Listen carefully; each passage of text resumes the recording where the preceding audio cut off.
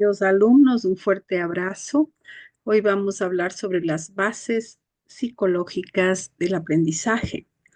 La metáfora educativa del estudiante en la sociedad del conocimiento plantea que éste requiere ser un aprendiz autónomo, automotivado, capaz de autorregularse y con habilidades para el estudio independiente y permanente. Requiere asimismo aprender a tomar decisiones y a solucionar problemas en condiciones de conflicto y de incertidumbre, así como a buscar y analizar información de diferentes fuentes para transformar esa información en aras de construir y reconstruir el conocimiento en colaboración con otras personas. También podemos decir que implica que lo relevante del aprendizaje es poder transformar lo que se sabe y no únicamente poder decir lo que se sabe. Ser verdaderos protagonistas del conocimiento, transformar el conocimiento gracias a nuestras capacidades, a todo ese poder que tenemos de adquirir saberes y transformarlos siempre. La principal responsabilidad en torno a este ideal de construcción del conocimiento cae casi siempre en el docente, pero tenemos que saber que existe una educación primera, que es la que se da en el hogar, en la casa. El profesor y el sistema formal de educación complementa esa educación inicial y además va a instruir, va a colocar nuevos conocimientos, cultivar valores en el joven estudiante, en el niño, en el adolescente, etcétera. Aquí tenemos imágenes que nos permiten a nosotros ver cómo somos capaces de imaginar, de crear, de transformar el mundo gracias a nuestras ideas.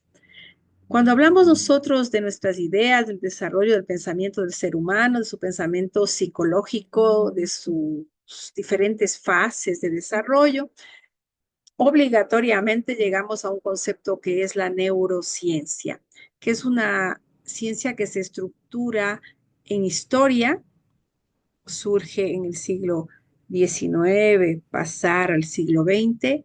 También podemos hablar de neurociencia y de su definición, ya que describe el funcionamiento del cerebro y todas las fases, todos los momentos por los que pasa el ser humano en ese desarrollo.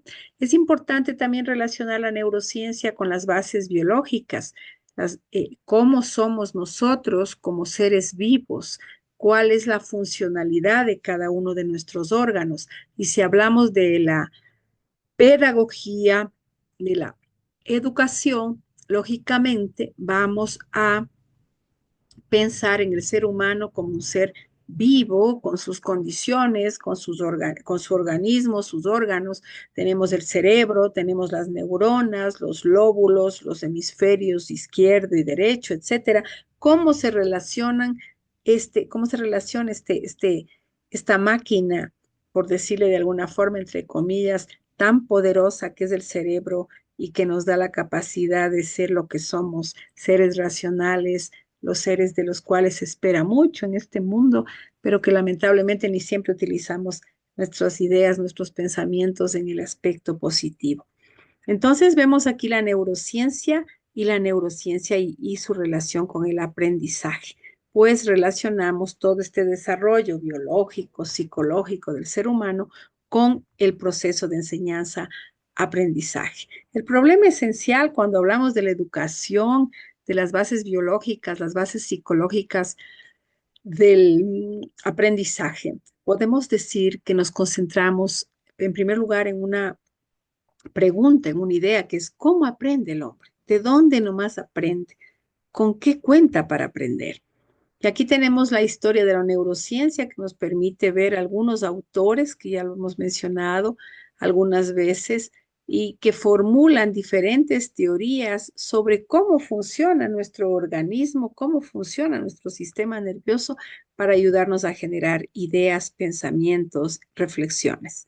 Aquí tenemos la neurociencia con todas las ciencias que se relacionan, con la psicología, por el tema psíquico, el desarrollo psicológico de la persona en sus diferentes momentos, la fisiología que estudia el funcionamiento del organismo humano y cómo cada uno de nuestros órganos tiene un trabajo específico que desarrollar y todos nuestros órganos en sintonía son aquella fuerza que nos permite a nosotros desarrollarnos como seres biológicos, como seres humanos, como seres sociales. Tenemos también otra ciencia que está muy relacionada, que es la neurología, estudia todo lo que tiene que ver con el sistema nervioso humano, la anatomía, que estudia todas las partes que conforman el ser humano como un ser maravilloso, este gran laboratorio que es cada ser humano, y todo esto vinculado con la educación, la formación, el proceso que va a encaminar a esa persona a transformarse verdaderamente en una persona con todas sus potencialidades, con todo lo que debe conocer y saber. ¿Con qué nos encontramos aquí? Con las bases biológicas. La biología. Nosotros somos seres vivos, somos seres que contamos con una serie de mecanismos, de órganos, de instrumentos, podemos llamarle de alguna forma, que nos ayudan a nosotros a desarrollarnos en todos los sentidos. Y desde el punto de vista nervioso, el sistema nervioso es esencial, ¿no? El cuerpo funciona y está organizado y compuesto por 100.000 millones de células nerviosas llamadas neuronas. Son estas células que están acá. Y estas células se relacionan entre sí a través de conexiones, de contactos, de cortocircuitos que hacen para poder transmitir los impulsos nerviosos, las informaciones, los pensamientos, las ideas, etcétera. Aquí tenemos nosotros, y es importante algo que ya lo habíamos visto en alguna clase anterior, resaltar la división de nuestro cerebro en dos hemisferios, el hemisferio derecho y el hemisferio izquierdo. El hemisferio izquierdo es el hemisferio encargado del pensamiento lineal. Es el hemisferio que se encarga de controlar los movimientos de la mano derecha. ¿Por qué? Porque la relación de los hemisferios con el control del cuerpo es como una X. El lado izquierdo controla el lado derecho y el lado derecho controla el lado izquierdo del cuerpo. Entonces, en este hemisferio izquierdo nosotros podemos ver y trabajar todas estas líneas de desarrollo: el lenguaje, la escritura, la lógica, el pensamiento reflexivo, las matemáticas, el pensamiento numérico y todas las ciencias. En cuanto que el hemisferio derecho es llamado el hemisferio holístico, el hemisferio general, el hemisferio que trata de mucha cosa, porque a más de controlar la mano izquierda, el hemisferio derecho controla la mano izquierda, el movimiento de la mano izquierda, también podemos decir que el hemisferio derecho es el que se encarga de áreas tan nobles como la música, el arte, la creatividad, el genio, la percepción, la expresión de emociones y la fantasía. Es decir, es el hemisferio derecho es el lado romántico, el lado imaginario, el lado que no tiene límites para desarrollarse con todas estas potencialidades. Aquí vemos nuevamente ya en colores, ¿no? Cómo el hemisferio izquierdo se va a relacionar con el razonamiento lógico, con el lenguaje hablado, con el lenguaje escrito, con la habilidad científica, la habilidad numérica y también el control de la mano derecha. Acá tenemos el hemisferio derecho. El hemisferio derecho va a controlar, va a tener relación con la intuición, la imaginación, el sentido artístico, el sentido musical, la percepción tridimensional cuando vemos todo en 3 dimensiones y también el control de la mano izquierda.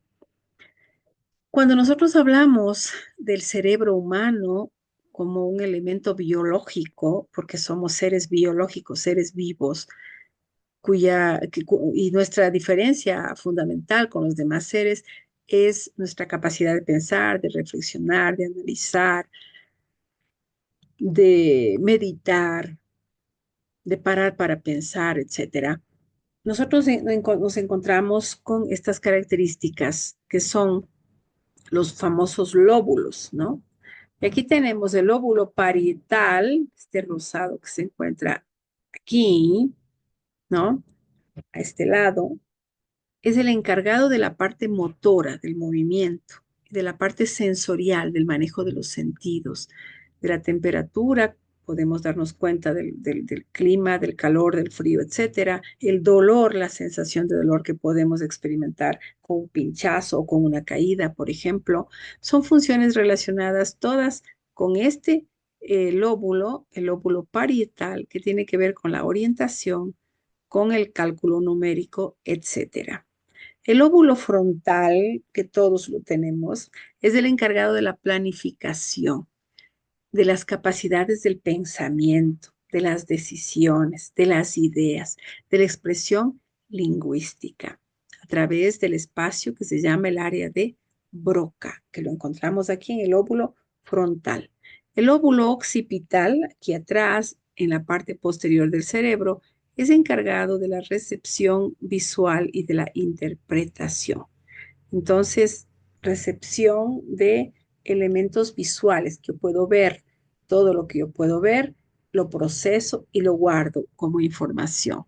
El óvulo temporal, que queda por aquí, ubicada cerca de las orejas, del oído interno, es encargado de la memoria, de la audición, de oír, del aprendizaje, la comprensión del lenguaje.